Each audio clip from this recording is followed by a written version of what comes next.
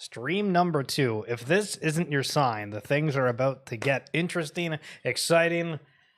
Well, let it be that. Or if you just wake up tomorrow and you feel great, that's going to be your sign as well. Welcome to the second X feed of the day. This is a stream where we go over some of the latest and greatest within the NFT and crypto space.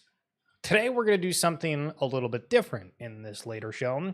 In the earlier one today, we tried out Fedica, and Fedica is a social media tool where you can go and actually check out your following. You can do a look back and filter who's not posted in the last 6 months. So I went and did that. I had about 28 pages of accounts that popped up, and all of them were from NFT collections that I followed way back when, that haven't posted anything in a very long time. And so many of these were the talk of the town, potentially number one at a point, each have their own unique story. So that's what we're going to do today. Go through and look at the history of NFTs in a time capsule type essence. Thank you so much for coming on through. Any shares, likes on the stream? Hell yeah. Voxodeus, Amadeus, Voxodeus. Take a look at these. Imagine you're out in one of these metaverse worlds and you have one of these characters. Think about if you have a Bored Ape, if you have a Pudgy Penguin, if you have a Doodle, if you have a Fluff, if you have anything that is an avatar right now, or could be turned into an avatar, how do you think that you would rate them in a list, right? From all the ones that you know off the top of your head. And then throw this in the mix. Where would you put it? Would you put it on like the upper echelon? Would you put it kind of in the middle? Would you put it down below? But the concept with it is that they were just 3D collectibles and intended to be avatars within the sandbox. So checking out their site, which some of these, they don't have the site active anymore, so it's a little tough to kind of recount them, but some of them there are, and Voxodeus does. The first large-scale interactive 3D NFT collectibles, voxelated, techno-utopic, pretty good design. Welcome to the future of art collectibles built block by block for the NFT community. If I remember correctly, there was 2 things that were interesting about this. Number 1, it had a bonding curve. So every time you minted one, the price went up in value. And then number 2, they had a unique mechanic in it where there was one collectible that if you happened to mint it, you got, I want to say like a pretty large chunk of Ethereum at the time. So as we're scrolling, I don't know. Oh, okay. Sorry. So it's a weird site. I was moving my mouse. Let's recount that. So if you do ever check this out, you have to scroll and then keep scrolling, and then okay, the rest of it shows up. So it's 6,312. Here's a couple of the different characters. You can tell like this one is supposed to be sort of like a nurse, a healer of sorts, if you will. I think it was a tree that was the one that was very rare. This one sort of looks like your CryptoPunk-esque, but within the Voxodeus style. We have a bull there, you know, apropos, as they say. And scrolling down to key features, they mention a lot of the same stuff, and then you can see you can showcase your voxels in a range of 3D diorama environments. And something that we do sort of forget when we look at this space right now compared to what was, we go and immediately point out, oh my God, these collectibles were worth X, Y, and Z, when it's like, okay, so these were supposed to just be like 3D collectibles that you could have inside different experiences, but people went nuts for them because everybody wanted to be a part of the community. People thought it was cool, or they wanted to kind of high-risk gamble on getting that rarity. So there's a few different things within here. The Omega, this is what it is. So they have species, factions, everything else, but this, did I describe that correctly? I called it a tree. I don't know if this is even a tree. It sort of feels like the lamppost in The Lion, the Witch, and the Wardrobe, where they meet Mr. Tumnus. If you know that reference, phenomenal. No one knows what came before the Omega. This enzymatic being programmed the Cyberverse into existence before populating it with the Ascendi and then Sapiens. This is an absolute red card for lore building. I'm already out. But people were going for that back in the day. I don't know if it says anything else. I haven't actually checked out the site, so that we're going through this all at the same time. And then it brings up the team, and it's all just whatever they go by on the online world. So there's Voxodeus. That's number 1. How do we think? Kind of interesting if you weren't back in the day, or a hit of nostalgia. Do you remember the Littles? These were cartoon characters that were like, I don't know, any collection that you generally see out there right now. And they got a ton of traction at a point, up to 12,000 ETH in volume. Right now, they're not really worth a whole lot, but if you go and check what the highest last sale was, at one point, we're using allegedly here in massive capital letters, allegedly sold for 78 Ethereum, 76, 29, 15, 10 over on the side there. We have some rainbow ones, some other different aspects. One of these is actually animated, which is sort of neat, but things went for insane amounts. And then I don't know if anything ended up happening with it. I don't remember if this is, like, I think it just links to their Discord, so you can't actually see anything else. The serious grown-ups are our enemies. All right, kind of a funny tag, but there is the littles. OnCyber. Oh, baby. Back in the day, when we had all of these games that were being touted, there was very few actual interactive experiences that you were able to go out and experience. OnCyber was one of them. You can see that there's a slew of galleries here, and generally speaking, what people did is they posted up their NFT of sorts, right? You could literally just pick it off of your wallet, throw it up on a wall, and we could go into this experience, and we would have whatever our characters look like, and it was just like the default OnCyber ones that we could see, and, you know, just look at somebody's gallery, but inside of a world. And OnCyber is still going around. Like, this looks like one of the artifact rooms, and you can see in this diorama, or thumbnail, I should say, that it's got a massive 3D voxel Kong way in the back. And then on the wall, it's got all of the other 2D NFTs listed for it. But what's weird is, like, the account hasn't posted since January. What? Where's OnCyber? Why haven't they posted since January? That's sort of weird. Sneaky Vampire Syndicate. Did you know that there were multiple artists that worked on the Bored Ape Yacht Club project? And what happened at the time is narratives, just like today, were huge. Sneaky Vampire Syndicate has a Bored Ape artist attached to it? Oh, baby, it's a wild world. People went crazy for these. Now, were they any different? Well, they were vampires versus apes, and a little bit of a different style, and it comes down to community and everything else. But not to be outdone, 22,700 Ethereum in value for total volume, which is crazy. We go back to highest last sale, which in the previous one, you could say, okay, that's probably fake, and it looks like this is probably likely the same situation. 69, 34, 25, 25. Like, maybe people really wanted to go crazy, but there was such a perception at the time that people just did, stupid stuff like that, where they were basically like wash trading between each other after the team got funds. They went and bought something super expensive, but it was like their own account. And that's not, I'm not to say that's exactly what happened in this particular situation, but it wasn't like an uncommon thing. And you can see there's certain traits where, like, the multicolor grin that I have on my avatar and the diamond grills, again, those were from the Bored Ape collection, which wasn't really any problems with other collections doing that. It was like an homage, people just said. And then frequently you saw somebody that owned, like, the multi-grin, oh, I need to go get this in this next collection. And then Bored Apes were going and saying, okay, I want, like, derivatives and any collection that had traits that were similar. It was liked at the time, and then people started being like, we need something that's new, that's different, that's creative. We want something that's creative. Shoyu was an attempt at being creative. It was very much like OnCyber, where this was supposed to be sort of a hyper-realistic experience. Or at least high fidelity, maybe not hyper-realistic is the right term. But people were able to go and walk through this. Now, this was a collection that was made by SushiSwap. And you look around today and you say, all right, well, you know, Coinbase is doing these offerings. OpenSea is doing this offering. Bored Ape Yacht Club went and tried to do a whole bunch of these different, like, offerings within gaming experiences, within merch, this, that, and the other thing. And a very frequent trend is people say, oh, I mean, why the hell don't you just focus on one thing? And SushiSwap had the... had a decent enough presence within the DeFi world, but they were like, we need to do something with NFTs. So they went out to try to create this experience where people could post up their art, walk through it. I don't think we have, like, a live stream from back then, because I used to, like, only stream on Twitch. But we went through it, and it was like an all right experience, but it kind of felt like you were going through a museum.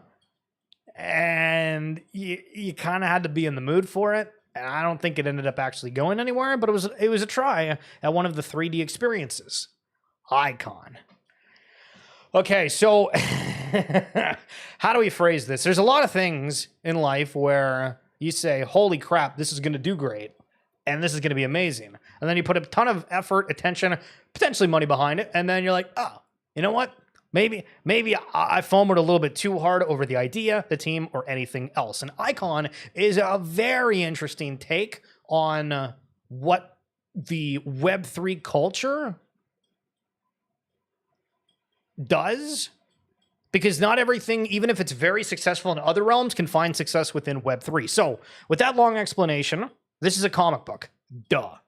Well, not duh, you don't actually know that yet, but they came out with a collection where you can just be a part of a new community, right? Like Voxodeus earlier, we had those 3D different avatars. Icon was sort of these comic book characters that were out there. And so it took me a little bit to figure stuff out because their website wasn't active anymore. But to give an example, this had 1,000 ETH done at the time. They had multiple different characters. A lot of it was, I want to say there was like 10 or so different characters, but each of them were done in their own style. And I thought, man, like this feels unique. It's different. It's cool. It's done by pretty damn notable people as well. And so I was asking Grok about some assistance on this. And so looking at the teams, there was a guy named Adam Polina that was leading it. And they penciled Marvel's X-Force from 1995 to 1998, including the Rise of the Apocalypse, worked on Angel Revelation, Charmeleon, Ryan Fallen, Queen, which is Bad Idea Comics, or Pirate Queen, excuse me, Rhode Island School of Design graduate, 30-year comic career. Okay, so that one you're like, okay, we got a couple of, you know, is X-Men X-Force? There's no way. I don't know. It gets a little bit better, though. So Jay Lee, Eisner Award winner for Marvel's Inhumans with Paul Jenkins, illustrated The Dark Tower, the Stephen King adaptation, before Watchmen, Batman and Superman, excuse me. Tom DeFalco, Marvel editor-in-chief for a whole bunch of years, wrote Amazing Spider-Man, Thor, Fantastic Four, co-created Spider-Girl. Another one here, Marvel's Young Avengers, or co-created Marvel's Young Avengers with Alan Hyman, illustrated Avengers, New Avenger. It was a whole bunch of like huge names, right? And I'm like, oh my God, we have some pretty damn good art. We have a team that has had a ton of success. There is absolutely no way that this doesn't work. Well, yeah, it didn't. It just didn't work. They tried to do like a GoFundMe at a point to try to get funding for it afterwards, but within their website, that I wish it was still there, they also talked about how like their chief technical person was at Xbox and a whole bunch of like some of the top names ever. So I've always been kind of wary when we have teams that say, oh, we have a crazy background, because that's awesome. And you love to see people have success within their career, but it doesn't always automatically translate in Web3, even with the most stacked resume you've ever seen. Roar, what's going on? Good to see you. Hope you're doing well. And if anybody's tuning in, hope you guys are enjoying this again. Any likes, shares, comments afterwards, very much appreciated, just to kind of get your idea of if you like this sort of look. Nickelodeon. You know the Nickelodeon? They do Rugrats, they had Care Bears, a whole bunch of different stuff. So the last post is saying, hey, Nickelodeon fam, for the near future, all updates and announcements will temporarily originate from Recur Forever's Twitter and Discord, so head over to the link below and stay up to date with everything Nickelodeon. And then you go over to Recur, and their pin post is, yeah, well, we're done. And they raised an absorbent, I want to say it was like 60, 70 mil, something absolutely crazy on that aspect. And I'm just trying to move around some of the tabs here for a second. And now it only posts the YTV. So that's what's kind of funny about this, is like the Recurve site, it doesn't actually take you over there. But what I did want to highlight specifically around Nickelodeon is Recur posted a lot of different threads for insights. And I mean, again, Recur was working with a whole bunch of top IPs at the time. Like, I was trying to go through their feed just to see, okay, like, were they saying anything interesting? I don't really remember at the time. There was so many different insights, perspectives, threads. Like, it was actually super insightful. So I want to highlight two different ones for you. And Roar, the Fairly Odd Parents, my favorite show of them. Yo, hell yeah. Odd Parents, Fairly Odd Parents. Well, I haven't seen that in forever. Earlier, we talked about, well, excuse me, I should say, yesterday, I believe it was, we highlighted the podcast episode with Jean-Michel. And he highlighted about how between Ledger and Tezera, which are two hardware wallets, and Ledger's probably the way more notable one right now, he thought that Ledger really won out that battle because they were chain agnostic. While Trezor was focused on everybody that was a Bitcoin maximalist, Ledger tried to make it where it was available for all these different chains and was kind of chain agnostic. And he thought that was one of the big reasons. And so in February 22nd of 2023, Recur, why is blockchain agnosticism, we said that right, vital for businesses? Number one, the unlock increased reach with a wider net of blockchains. True. Constantly adapt by adopting chains with more traction. So you wanna kind of be out there wherever other people are, and when they say more traction, it's like, okay, as we highlighted in the stream earlier today, there's Disney Pinnacle that's got all the attention in the world, and they have some of these, Star Wars IP, Disney IP, and then you have Cryptoys. Again, no offense to Cryptoys. They have a toy variations that's different from the pins, and they don't get the same attention, even though they have that component of owning the same or selling the same IP under it. So it's very interesting to see. And that was 1 point from Recur. The next one, they had a thread, and we'll just kind of go through it. I haven't fully read it yet, but I thought it sounded super good before. So unleash the potential of NFTs with these 5 powerful strategies. And this is talking to the big brands that are out there. Yo, Harmony, what's going on? Rip Pyre Nation, Rip Web3 Games. It's tough out there. I mean, there are so many things that people are trying, and it feels like it is just not happening. But love to see them. Discover the versatile ways businesses can tap into this technology to create captive. Sorry, I'm struggling. I'm like mixing up the words here. Engaging and effective customer experiences. And then it highlights that there's art and collectibles, video games, live events, e-commerce, and loyalty programs. So when we keep saying these companies are going to go wherever they're able to make money, because that's the whole point of them, here's 5 different things that almost any major brand can pull off and do it on chain. So loyalty programs benefit cost-effective acquisition, rich customer data. Jesus, Murphy. Strong digital communities. Integrating NFTs into new and existing loyalty programs redefines redemption for users and increases opportunities for gamification. True. Video games. Benefits captivating gamified experiences, in-game ownership, and earning. Web3 enables new monetization opportunities, increased engagement, and interoperability across games and platforms for player-led games. So we get the idea. I don't know if I don't think I need to go further on that. But there was a whole bunch of options and things to do. And did something go wrong with Nickelodeon and the people that Recur were working for? Because this was one of the biggest platforms that are out there. And so on August 18th of 2023, today with heavy hearts, we must share some difficult news. After much contemplation and consideration, we've decided to deprecate the Recur platform effective November 16th. How much did Recur raise? I mucked up the spelling. Recur raised a total of $55 million in funding. And they had all the IP and everything else, and it just didn't work at the time. And then we see it with the games and whatnot that's going on now. But okay, what the hell did it actually look like? So, all right, listen, we got the visuals. Listen, we got eyes. Let's use the visuals. Tommy Pickles, Chucky Finster, a couple of other characters from other shows that are on Nickelodeon. But think of the concept of, I don't know, other animated shows like SpongeBob, Fairly OddParents for Roar. Imagine those came on the blockchain and it was a character that you actually like. And you can see this, and you might even have some kind of a reaction to some of these right now. And if we go to the highest last sale, what do we look here? 8.69. My goodness, 6 ETH.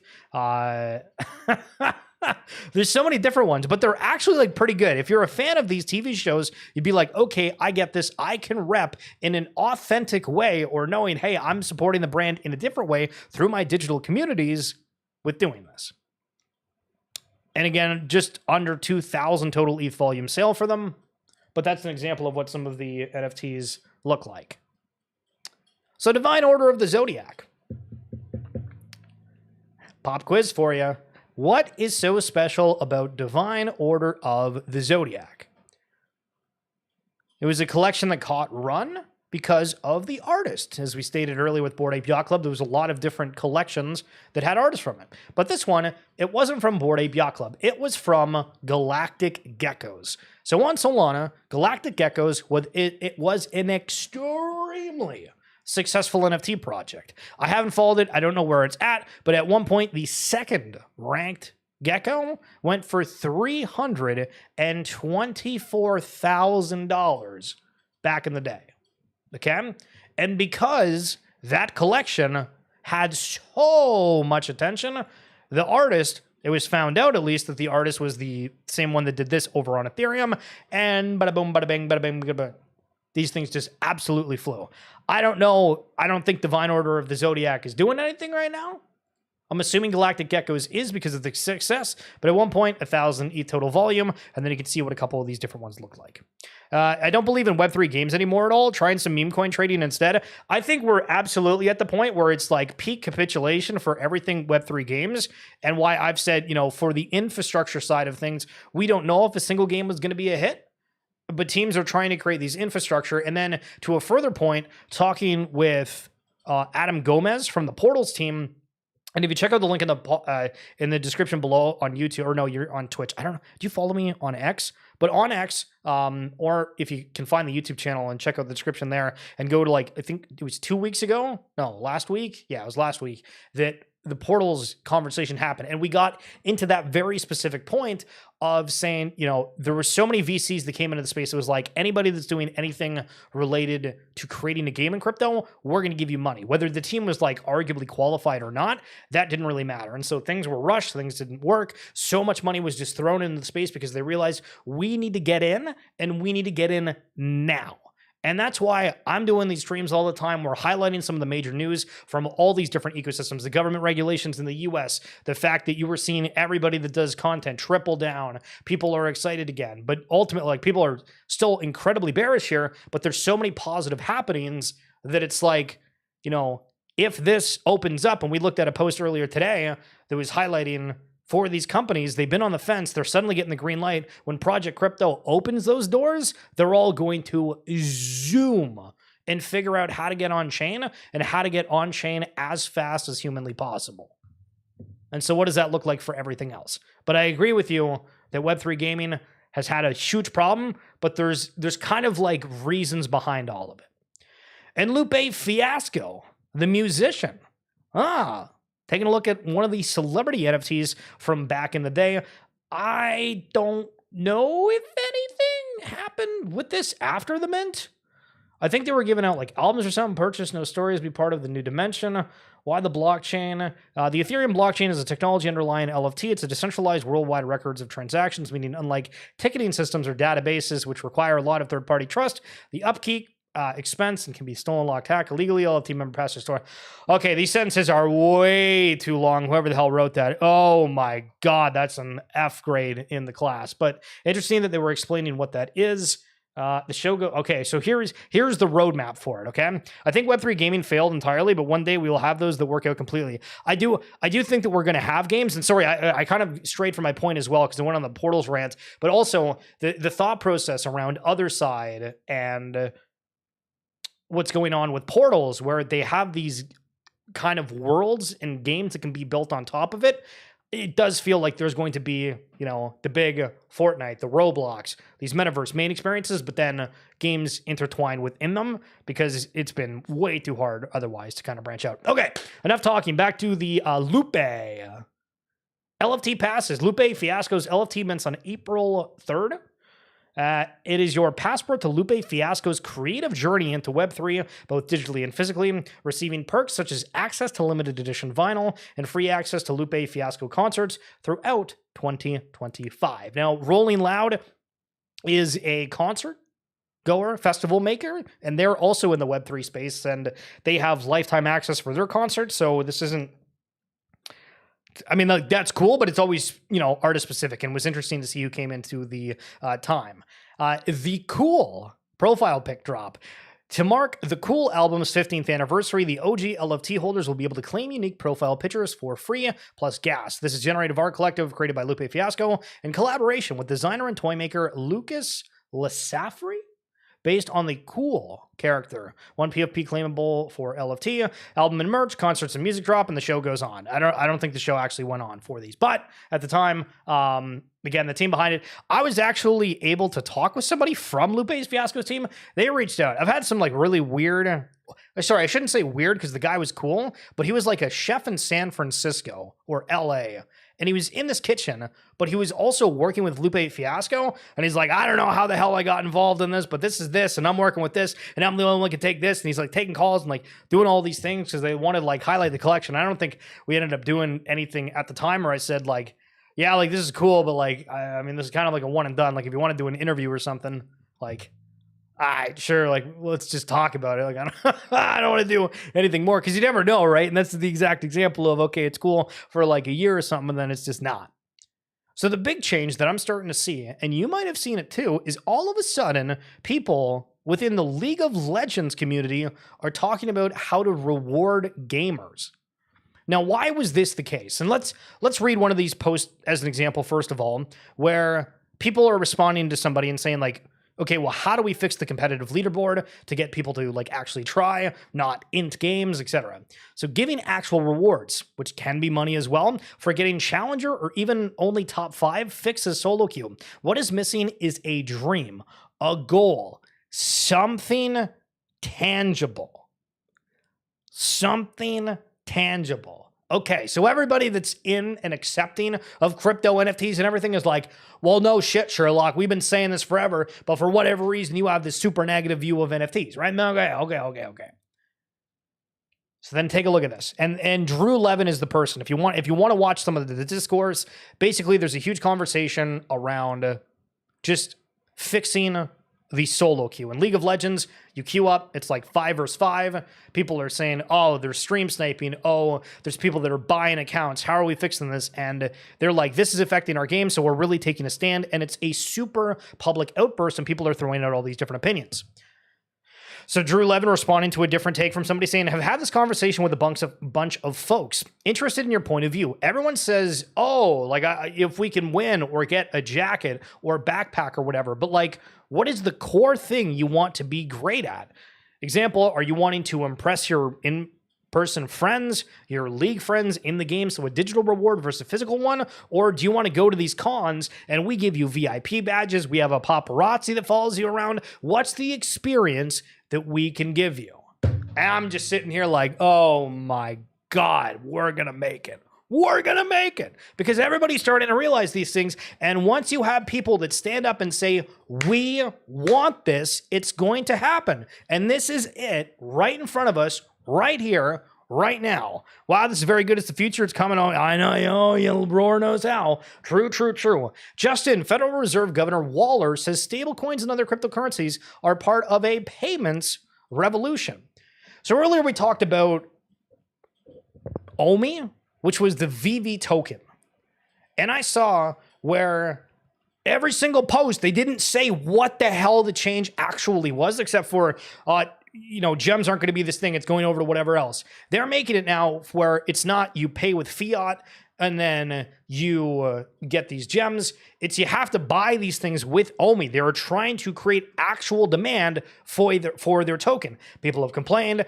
There's solutions that are coming out and you're like, oh, it's happening. This is a good one. Bordy Bia Club tweeted this. This is a banger one. So they asked some kind of chat, right? This is AI. What's the best month for crypto in a bull market historically? Short answer, November is usually the best month in bull markets, with October a very close and more consistent runner-up. Excuse me.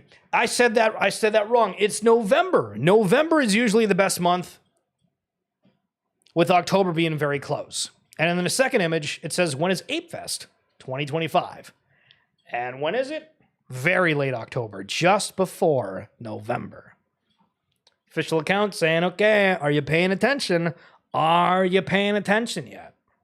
Fear and greed index dropping to 30 points into the fear zone in just 7 days just tells me one thing. Sellers are going to get absolutely cooked come September and October. Guys, we were so bullish like a week ago, and now it's just like down in the dumps. So here's a crazy clip. We're only going to play a couple of seconds of this. This is Coach JV. You've had coaches in your life, some of them being absolutely terrible, but give an opinion here.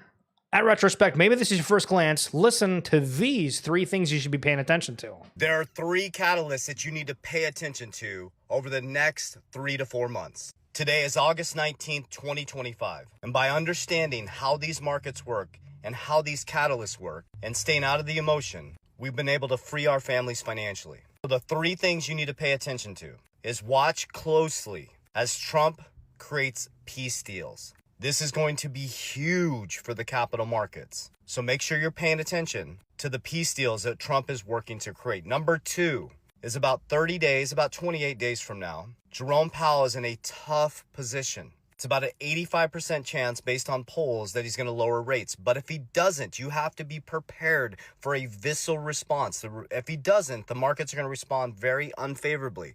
And if he does, the opposite will happen. And number 3 is October is, man, there's 20 XRP ETFs waiting to be approved. Trump's ETF, crypto ETF, got delayed to October. And now remember, Trump has a blue chip ETF, Ethereum, XRP, Solana, CRO, and all of these things, we've literally recounted them on stream, talking about all of the ETF delays, highlighting almost all of them are coming up in October.